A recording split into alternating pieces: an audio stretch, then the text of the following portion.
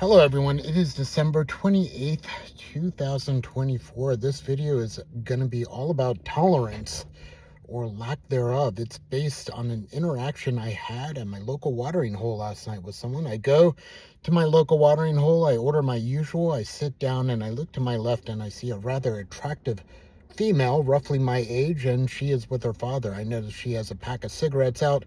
I do as well. She asked me, do you want to go outside and burn one? I said, of course I do. So we go outside. We get to talking about nothing much in particular, primarily the holidays, the upcoming New Year's, so on, etc.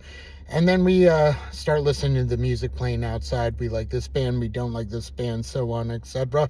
And then we mention the Christmas ornamentation, the decorations that the restaurant put in. They did it big, they did it bad. I mean, they have all of these like blow up figurines and so forth. And she noted the one that was dressed as like Santa or something, which was like Mickey Mouse.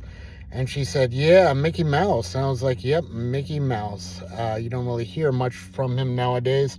And she was like, yeah, Disney kind of sucks. I don't let my kids watch Disney because it's all over the place. You never know what the message is. You have to watch everything with them. And I want to protect my kids. I'm very protective of my kids. I said, I understand.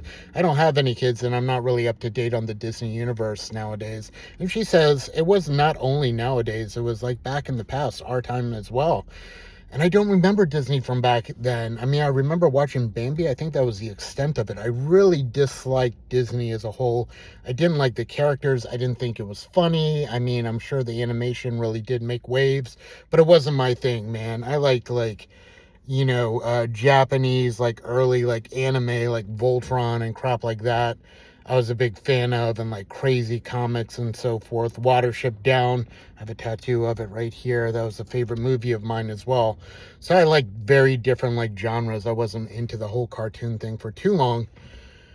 But she mentioned that Disney, what was the guy who was the head of Disney? Walt Disney.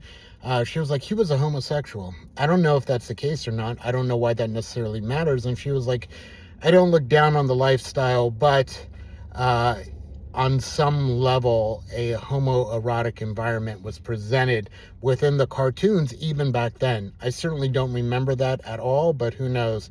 Maybe I can change my mind nowadays. And then she goes on to say that she believes the end of the world is right around the corner. We are in the last of days. A lot of people have said that since religion became a thing. A number of religions promise a day in which this world ends and a new one begins, and you may be chosen and you may not be. But it's important to get your ducks in the row, and generation after generation always think that this is going to be the generation in which the world ends. It's almost like they're longing for it, and that disturbs me like quite a bit. Anyway, she starts talking about that. We go back inside. She starts talking about it further with her father around, and her father definitely agrees with her. He asked me, because I look a little ethnic, like, hey, where are you from? And I mentioned where I was from and what the religion was around there. And he was asking like very pointed questions as far as what my family's religion was from. I was fairly honest with him, but I really kind of wanted to avoid religion in general. I am, after all, out and about for a night of drinking, trying to talk to this girl. She was married, by the way, so we didn't hit things off in that way. But they are talking about it, and really in this particular area, I'm in like a Bible Belt area. Religion like often comes about in day-to-day conversation. It's not uncommon. I've already seen people do prayer in public, saying we'll pray for you, so on, etc. Talking about church quite often. Church is very serious around here. And I have nothing against it at all. Do your thing. Do whatever makes you feel good and wholesome at the end of the day. As long as you're doing good by it, as long as you're not force feeding that down anybody's throat, I'm fine with it. As long as it doesn't step in the way of science as well. I got to say that, and stay away from politics, please. But outside of that, I'm fairly tolerant of it, but this wasn't always the case, man. I used to be very left-leaning. In most ways, I still am left-leaning, but I remember, and there's a thing you see now, and it's just like amplified as time goes on. as a leftist, you can oftentimes like attach a disagreement to someone's argument and put so much emotion behind it. And you can label the person rather easily. You're a misogynist, you're a racist, you're X, you're Y, you're Z, which isn't always the case. You see, these people were probably intolerant knowing what I told them in the course of our conversation. However, they were very respectful, they were very kind, and they were very sweet to me. So we agreed to disagree without necessarily saying it. Isn't that the way that things should be? I mean, if we all agree on absolutely everything, doesn't that make us like minions or ants or something along those lines? What happened to individual expression? And I think that's important. And I think that's what we're missing in a nation that has become increasingly polarized. What do you guys think regarding this? I got to thinking about a number of things with that. And I got to think too, man, the things that I should maybe be tolerant of, I'm intolerant, and vice versa. I used to be able to stick up for certain social issues, and I still do, but I used to be very outspoken and very loud about it. But certain issues, when it pertains to me as that individual, I would just kind of be very meek about it. And it's gotten me in trouble as years go by. When I was in high school, I would never stand up for myself, and I went to a fairly rough high school. I would just be like, let it be, let it pass, it will be over and done with. But that's not the way it works. You see, once people find out a hole in your argument or a hole in your shield, they're going to keep on prying away at it until they can break it into something else. It's not about agreeing to disagree. It's about, I found something within this guy I could keep on poking away at because he's not strong enough to disagree on any level. He's not standing up for himself. I got bullied horrendously, horribly, absolutely horribly. It was some of the worst times in my life.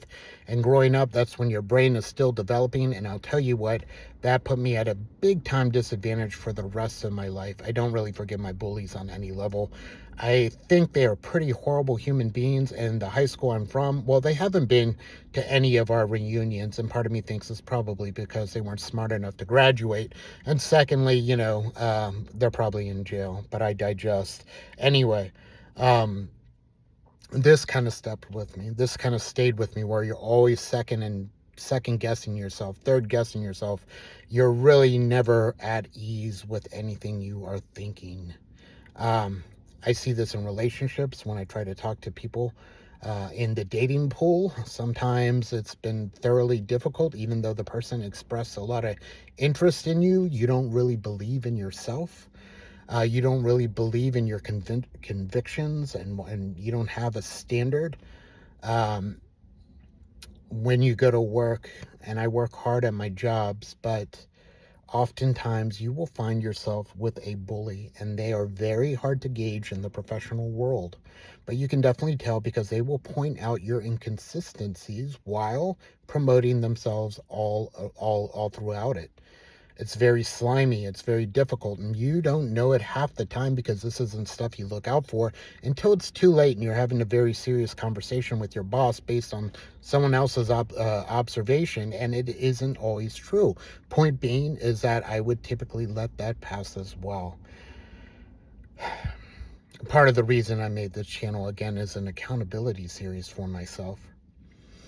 And the last two jobs I've had, I was able to get to fairly high positions in both of them. And both times I ended up working with people that maybe didn't have my best interest at heart. And I began to get bullied, but I didn't really realize it for quite some time. Again, I thought it would pass. So I'm going to maybe work on a couple things as 2025 develops. And it's just going to be, again, modifying what's already within me, within you. I'm sure there's things that my neighbor could do that I wish I can do, and vice versa. I'm sure they're jealous of me in some ways, and vice versa. It's just a human condition once again. So I think a good thing for me to go into 2025 is going to be a simple thing. Stand up for yourself. Don't be passive aggressive. Really talk to people thoroughly and make sure you have your ducks in a row. And if you make a mistake, be transparent about it. Be friendly about it. Know that you can get through this. We can get through this collectively together. Let's do it, man. Again, I hope you have a great one. Happy New Year's. I'll talk to you soon.